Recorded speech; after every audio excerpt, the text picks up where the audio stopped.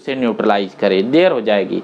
जैसे snake bite हो गया तो आधी 1 घंटे के अंदर मर जाएगा। इस रिएक्शन को आने में 3-4 दिन 1 हफ्ते लग जाते हैं। जब आप बीमार होते हैं तो 2-3 दिन लग जाते हैं। आज कीली चुभी, 2 दिन बाद दर्द हुआ, तीसरे दिन बुखार आया, तो 2-3 दिन का वक्त मिला ना, तब ये सारा सिस्टम काम करता है। लेकिन स्नेक बाइट हुआ, आधी घंटे बाद मर गए, तो ये इन सब का मौका नहीं मिला ना। तो उस समय क्या दिया जाता है कि हम जो है, जब तक आपकी बॉडी का इम्यून सिस्टम एक्टिव न हुआ हो, एक्वायर्ड, तो हम बाहर से ही पैसिव इम्यूनिटी के फॉर्म में रेडीमेड जो है एंटी सेरम पहले ही दे देते हैं, ताकि वो सारे एंटीजन को, टॉक्सिन को न्यूट्रलाइज कर ले। पैसिव इम्यूनिटी का एक और एग्जांपल है जो इन्फेंट होता है। एक बात ध्यान रखना, ये थाइमस ग्लैंड में जो ये सेल का डिफरेंशिएशन हो रहा है, मेमोरी सेल और हेल्पर सेल, ये जन्म के समय बहुत कम डेवलप होती, क्योंकि कोई मेमोरी नहीं होता, क्योंकि ये रिस्पांस ही नहीं हुआ कि उसके बॉडी में कोई एंटीजन गया हो, और इनकी मेमोरी खाली होती है, हेल्पर सेल भी नहीं काम की होती है। तो ये थाइमस जो है ना, उस समय तक डिफरेंशिएटेड नहीं होती, स्पेशलाइज नहीं होती है। तो जन्म के समय जो इन्फेंट है, बच्चा है, उसको मदर के मिल्क में सिर्फ न्यूट्रिएंट नहीं है, उसमें एंटीबॉडीज भी होती हैं। तो मदर के मिल्क में हाई कंटेंट होता है एंटीबॉडीज का, जो उसे एक जनरलाइज इम्यूनिटी प्रोवाइड करता है। फिर जैसे जैसे बच्चे की एज बढ़ती है, वैसे वैसे ये सिस्टम एक्टिवेट होता है। इस सिस्टम में भी समय के साथ साथ धीरे धीरे प्रोग्रेस होती है। इसी वजह से इम्यूनाइजेशन का जो प्रोग्राम है, जो वैक्सीनेशन लगाया जाता है, तो उसको एक टाइम पीरियड में लगाया जाता है कि आप देखेंगे 3 महीने पे ये वाला वैक्सीन लगेगा, 6 महीने पे ये लगेगा, साल भर पे ये लगेगा, 5 साल पे ये लगेगा, 12 साल पे ये लगेगा। और जब तक ये टीन एज में पहुंचते हैं तब जाके ये मैच्योर हो जाता है। इसीलिए बच्चे बचपन में ज़्यादा बीमार पड़ते हैं, और 10-12 साल की एज के आने के बाद वो बीमार पड़ना कम हो जाते हैं। वजह क्या है कि उनकी मेमोरी सेल ने बहुत सारा मेमोरी क्रिएट कर लिया है, जो ज़्यादातर टाइप के पैथोजन से लड़ सकते हैं, उनको न्यूट्रलाइज कर सकते हैं। तो मेरे ख्याल से ये बात आप समझ गए होंगे कि एक्टिव इम्यूनिटी क्या है, पैसिव इम्यूनिटी क्या है ना। ये सब मैंने आपको समझा दिया। अब एक टॉपिक और बचता है, एलर्जी, उसको देखते हैं। ये मैं हटाऊंगा अब, ठीक है। देखो एलर्जी क्या है, इसको आपको समझाएं।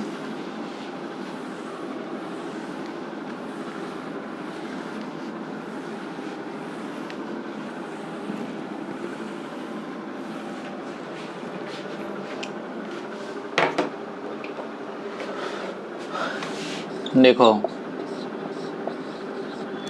एलर्जी होने की मेन वजह क्या होती है, एलर्जेंस, ठीक है।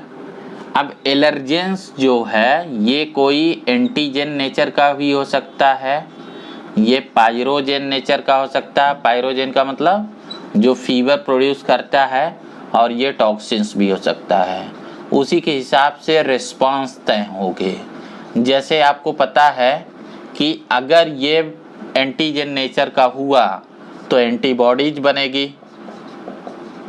अगर ये पायरोजन नेचर का हुआ तो फीवर भी आएगा, अगर ये टॉक्सिन नेचर का हुआ तो टॉक्सिक इफेक्ट डालेगा और इसको न्यूट्रलाइज किया जाएगा, ठीक है। टॉक्सिक इफेक्ट आएगा, इलनेस आएगी, ये सारी चीज़ है। अब देखो होता क्या है, ये मैं आपको थोड़ा समझा दूँ। देखो जो भी एजेंट एलर्जेंस की तरह काम करते हैं, वो क्या करते हैं कि जब ये बॉडी में इंसर्ट होते हैं, जनरली ये जो बॉडी में इंसर्ट होते हैं, ये या तो नेजल रूट से चले जाते हैं, ठीक है, या फिर ओरल रूट से बॉडी में आ गए, और कभी कभी ये स्किन पे भी असर डाल सकते हैं। कुछ एक स्ट्रॉन्ग एलर्जेंस किसी तरीके से ये कांटेक्ट में आए। तो जैसा मैंने पहले बताया था कि सेल में एक जो है लोकल इंटेलिजेंस के फॉर्म में क्या है, मास्ट सेल। ये मास्ट सेल या फिर ब्लड में एसिनोफिल। ठीक है, ये क्या करते हैं कि नहीं, एसिनोफिल नहीं, सॉरी, मास्ट सेल या बेसोफिल, ये क्या करते हैं कि ज्यों एलर्जेन इनके कांटेक्ट में आया, ये कहाँ पे है, ये नेजल रूट का जो टिश्यू है उसमें भी है, ओरल रूट में भी है, स्किन में जो सब म्यूकोसा होती है, जो सब म्यूकोसा या यूं बोलो कि जो कनेक्टिव टिश्यू होता है, कनेक्टिव टिश्यू बॉडी के हर पार्ट में होता है। ठीक है, तो इस वजह से ये हर जगह होती हैं। ठीक है, और इनके साथ साथ मैक्रोफेज भी होगा, टिश्यू मैक्रोफेज। ठीक है, मैक्रोफेजेज भी होगा। तो अब देखो, ये बहुत सारा हिस्टामिन रिलीज कर देंगे। अब देखो, नॉर्मल जो आपको इससे पहले मैं बता रहा था तो उसमें हिस्टामिन रिलीज किया जाता था, लेकिन यहाँ पे इसका जो लेवल है ये एबनॉर्मल है, ये ज़रूरत से ज़्यादा रिलीज कर देती है। ठीक है, मतलब आपको क्या बताया था कि हिस्टामिन एक अलार्म है कि देखो कहीं पे कुछ हमला हुआ है, कहीं पे हमारा डिफेंस टूट गया है। इसको ऐसे बताना ना कि ये गली मोहल्ले के चोर को पकड़ा और बता दिया टेररिस्ट है, और जब टेररिस्ट बता देगा तो हमारे बॉडी में उसी तरीके से रिस्पांस आएगा, भगदड़ मच जाएगी। तो इसकी वजह से क्या होगा कि जब बहुत सारा हिस्टामिन आएगा तो जैसा आपको बताया था कि कैपिलरी से बहुत सारा फ्लूइड निकलेगा और यहाँ इन्फ्लामेशन की कंडीशन आएगी। इन्फ्लामेशन में क्या समझाया था आपको, इन्फ्लामेशन में मैंने बताया था कि यहाँ पे ओडिमा होगा, फ्लूइड इकट्ठा हो जाएगा, छाले पड़ जाएंगे। ठीक है, रेडनेस होगा, स्किन लाल हो जाएगी या टिश्यू एकदम रेड हो जाएगा, इसके साथ लोकलाइज पेन होने लगेगी, वहाँ हीट प्रोड्यूस होगी, और ऑप्शनल है कि इसमें फीवर भी आ जाए अगर वो पायरोजेनिक नेचर का है। ठीक है, इसके अलावा जो म्यूकस ग्लैंड है उनसे म्यूकस का सिक्रीशन बहुत सारा होने लगता है, जैसे नेजल चैम्बर से म्यूकस सिक्रीशंस होने लगता है। तो ये सारी चीज़ हमें दिखती है। ठीक है, इसके साथ साथ एक और चीज़ हो सकता है कि जो कुछ ट्यूब्स हैं उन ट्यूब में कॉन्स्ट्रिक्शन। ऐसा क्यों होगा, क्योंकि आपको बताया ना मैंने, हिस्टामिन का जो रोल है ये वैसो कॉन्स्ट्रिक्शन है। तो जो ट्यूब हैं, खास करके जो आपके एयरवेज है, जो एयरवेज है, इस एयरवेज में जो विंड पाइप है इसमें जो है कॉन्स्ट्रिक्शन होने लगता है। इस ट्यूब में जब ये कॉन्स्ट्रिक्शन होगा तो उसकी वजह से प्रॉब्लम क्या आएगी, सफोकेशंस की। ठीक है, इसमें सफोकेशंस की प्रॉब्लम आने लगेगी। इससे बचने के लिए अब ये जो कंडीशन आई, इस कंडीशन में आपके बॉडी में ये सारे सिम्टम दिखते हैं। इसी की वजह से जैसे जो एलर्जी का सिम्टम है उसमें आपको सॉफ्ट टिश्यू में इन्फ्लामेशन दिखता है, म्यूकस सिक्रीशन दिखता है, ब्लिस्टर दिखते हैं, लोकल हीट और पेन दिखता है। जैसे इसका एक बेस्ट एग्जांपल है, जैसे आपको जुकाम होता है, ठीक है, फ्लू होता है, तो उसमें जो है रीनो वायरस आपके नेजल चैम्बर, ये नेजल म्यूकोसा में इन्फ्लामेशन क्रिएट करती है, क्योंकि वो एक एलर्जेंस की तरह भी काम करती है। तो इसका ट्रीटमेंट क्या लिया जाए, इसके ट्रीटमेंट में जो चीज़ हम लेते हैं वो हम लेते हैं एंटी हिस्टामिनिक ड्रग, मतलब ऐसी ड्रग दी जाए जिससे ये हिस्टामिन का सिक्रीशन कम हो जाए। ये दो तरीके से हो सकता है। अगर आपने एंटी हिस्टामिनिक ड्रग दी तो ये हिस्टामिन को कम कर देगा, जब हिस्टामिन को कम कर देगा तो ये सारे चीज़ जो बढ़े हुए हैं ये सब क्या हो जाएंगे, सब डाउन होने लगेंगे और आपको रिलैक्स मिलने लगेगा। दूसरा तरीका ये होता है कि हमारे बॉडी में एक स्टेरॉयड होते हैं, जैसे आपने पढ़ा होगा ग्लूकोकॉर्टिकॉइड्स, कॉर्टिकॉइड्स, ग्लूकोकॉर्टिकॉइड्स को देना, इन स्टेरॉइड को देना। ये स्टेरॉइड भी इस हिस्टामिन के रिलीज को कम करते हैं, और जब इसे कम करते हैं तो ये सारे एलर्जिक रिस्पांस जो है कम हो जाते हैं, ठीक है, और बॉडी को कंफर्ट मिल जाता है। तो जस्ट इतनी चीज़ आपको जाननी थी। ये एलर्जेंस देखो कई कैटेगरी का है। अब एलर्जेंस क्या क्या चीज़ें हो सकती हैं, तो एलर्जेंस बहुत चीज़ हो सकता है। किसी के लिए डस्ट हो सकता है, मतलब ये फिजिकल हो सकता है, ये केमिकल हो सकता है, ये बायोलॉजिकल हो सकता है। जैसे कोई अंडा खाया उसको अंडे से एलर्जी है, किसी को परफ्यूम से एलर्जी है, किसी को ठंडे पानी से एलर्जी है, किसी को गर्मी से एलर्जी है। तो ये फिजिकल भी हो सकता है, केमिकल भी हो सकता है, बायोलॉजिकल भी हो सकता है। इनमें से कोई चीज़ एलर्जेंस की तरह काम कर सकता है, और सबके ट्रीटमेंट में हम इसी प्रोसीजर को फॉलो करते हैं। ये एक तरीके का, इसका कोई इलाज है नहीं, ये मैनेजमेंट है।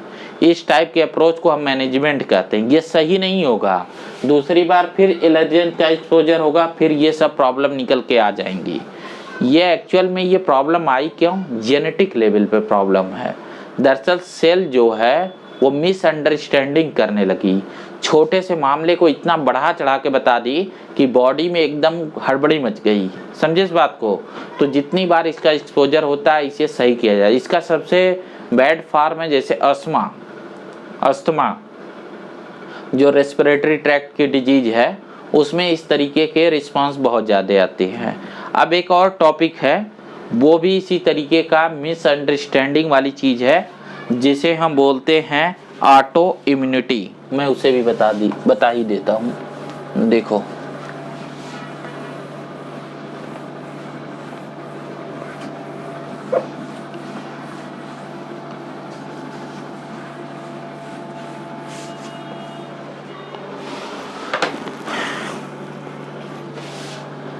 टर्म है ऑटो इम्यून। जनरली मैंने आपको क्या बताया कि कोई भी जो सेल होगी, ठीक है, इस सेल के सरफेस पे ये सरफेस प्रोटीन होती हैं, ठीक है। ये सरफेस जो प्रोटीन है, ये जो बॉडी की सेल है, हमारे जो बॉडी की सेल है, ठीक है, और ये एक बैक्टीरिया के सरफेस की प्रोटीन है, ठीक है। ये एक बैक्टीरिया के सरफेस की प्रोटीन है, समझे इस बात को। तो हमारा जो इम्यून सिस्टम है, ये इम्यून सिस्टम में ये कैपेबिलिटी है कि ये डिफरेंशिएट करता है कि ये सेल्फ है, हमारे बॉडी का पार्ट है, और ये फॉरेन एलिमेंट है, ठीक है। जब ये फॉरेन एलिमेंट है तो ये इसको कंसीडर करता है कि ये एक एंटीजन है। जब इसे एंटीजन कंसीडर करेगा तो फिर आपका इम्यून सिस्टम इसके लिए क्या बनाएगा, एंटीबॉडीज बनाएगा, और एंटीबॉडीज बनाने के बाद ये क्या करेंगे, दोनों न्यूट्रलाइज करेंगे। जब ये न्यूट्रलाइज हो जाएगा तो फिर आपने क्या पढ़ा है, मैक्रोफेजेज इसकी फैगोसाइटोसिस करेगा, इसको खा जाएगा, ठीक है। इस वजह से आप कोई इन्फेक्शन को ख़त्म कर पाते हैं। अब देखिए बात क्या हुई कि किसी वजह से आपके इम्यून सिस्टम में आ गई गड़बड़ी, ठीक है। इम्यून सिस्टम का मतलब जो आपकी लिम्फोसाइट, जो आपकी सेल हैं WBC, जैसे कि बेसोफिल और जैसे कि एसिनोफिल, जैसे कि बेसोफिल या मास्ट सेल, इसमें गड़बड़ी आ गई। अब ये क्या है कि बॉडी के इस पर्टिकुलर टिश्यू, ये कोई भी टिश्यू हो सकता है, जैसे मान लो ये नर्वस टिश्यू है, ठीक है, तो ये नर्वस टिश्यू को ही कंसीडर करने लगी कि ये एक फॉरेन है। तो जब ये फॉरेन कंसीडर करेगा तो सरफेस प्रोटीन को क्या बना देगा, ये एक एंटीजन है, तो फिर इससे एंटीबॉडीज रिएक्शन होगा। और जो मैंने आपको बताया ना कि जो एंटीबॉडीज के फार्म में जो टैग हो गया, जिस पे एंटीबॉडी जाके लग गए, उसको जो है ये फैगोसाइटोसिस के थ्रू खा जाएगा। ऐसा होने पे जो आपका नर्वस टिश्यू है ये डिजनरेट करने लगेगा। जब नर्वस टिश्यू डीजनरेट कर रहा है, तो इस डीजनरेट होने से जो आपका फंक्शन है वो फंक्शन नहीं हो पाएगा। तो इस टाइप से आपको डिसऑर्डर होते हैं। इन डिसऑर्डर को हम बोलते हैं ऑटो इम्यून, क्योंकि अब जो इम्यून सिस्टम है वो बॉडी के सेल्फ के खिलाफ काम कर रहा है। इसको रोकने का एक तरीका ये हमने निकाला है कि हम जो है इस एंटीजन एंटीबॉडी रिएक्शन को रोकने के लिए यहाँ पे देते हैं एक ड्रग जिसे बोलते हैं इम्यूनोसप्रेसेंट। इम्यूनोसप्रेसेंट आप वो वाला चैप्टर माइक्रोब वाले में पढ़ेंगे, इम्यूनोसप्रेसेंट, ठीक है। इम्यूनोसप्रेसेंट वहाँ पे आपको मेंशन किया गया है। तो इम्यूनोसप्रेसेंट देने से क्या होता है कि इम्यून सिस्टम इन रिस्पांस को रोक देता है। तो यहाँ भी हमारे पास मैनेजमेंट है, क्योंकि ये गड़बड़ी भी जेनेटिक लेवल पे हुई है।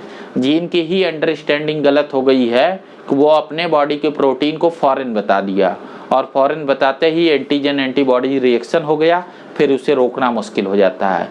ये जरूरी नहीं, ये बॉडी के डिफरेंट टिश्यू में, किसी भी टिश्यू में हो सकते हैं, ठीक है।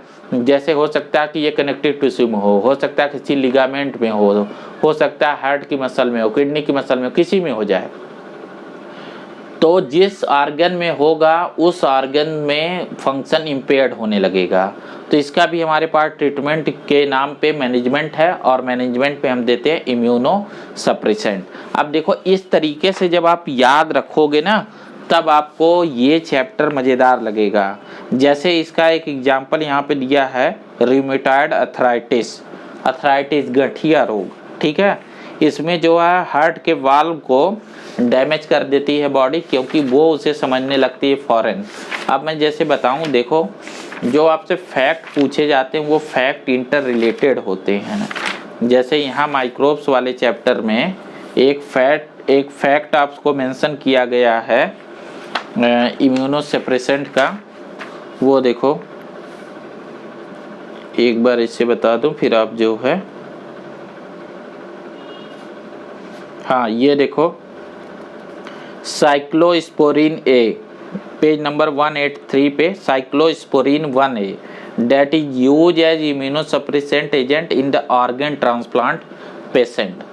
ऑर्गन ट्रांसप्लांट में क्या होता है ये चीज देखो, जैसे आपने इस बैक्टीरिया को डाला, इस बैक्टीरिया के आने से इसकी सरफेस प्रोटीन जो है हमारे लिए क्या काम करने लगी, एक एंटीजन का। इसी तरीके से अगर किसी आदमी को किडनी लगा दी जाए, ठीक है, तो किडनी में भी तो बहुत सारे सेल से बनी है ना, तो इसमें भी जब ये दूसरे आदमी का किडनी होगा तो इसका भी ये एंटीजन की तरह काम करेगा। इस बात को समझो।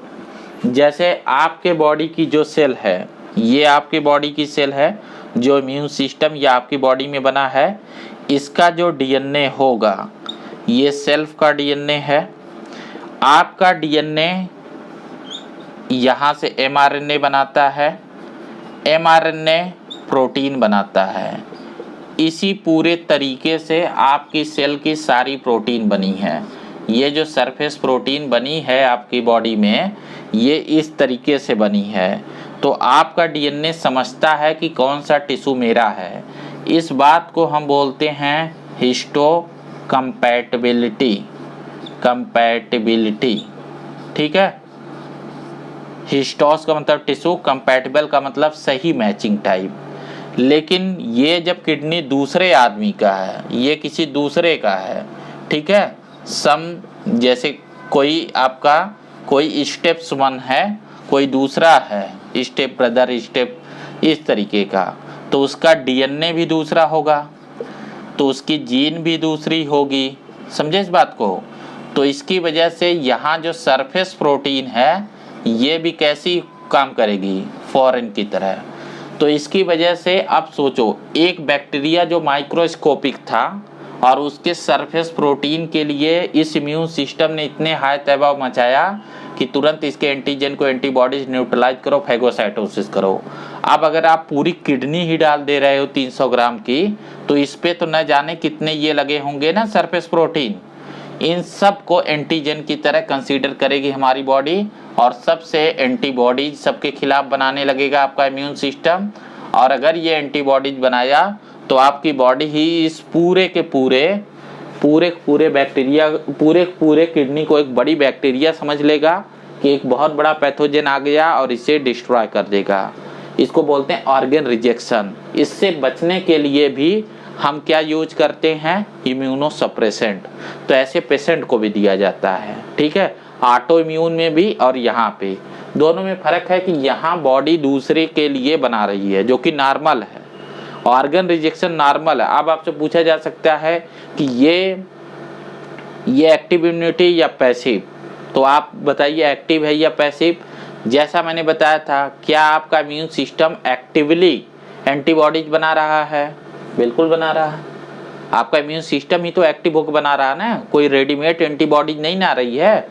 तो फिर हम क्या बोलेंगे कि ये एक्टिव इम्यून सिस्टम। अब ये एक्वायर्ड है या इननेट है, तो जाहिर बात है ये स्पेसिफिक एंटीजन है तो स्पेसिफिक एंटीबॉडीज बनेगी, तो इस वजह से ये एक्वायर्ड है।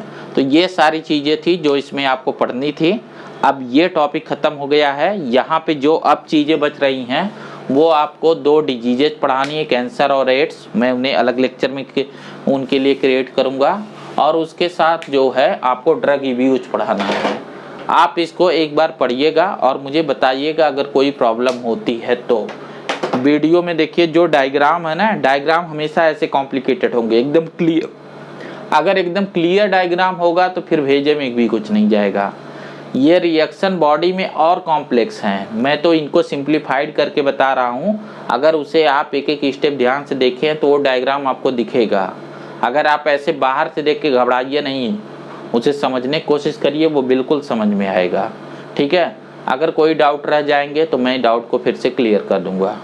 तो मेरे ख्याल से आज के लेक्चर में इतना ही रहने देते हैं। Thank you for watching.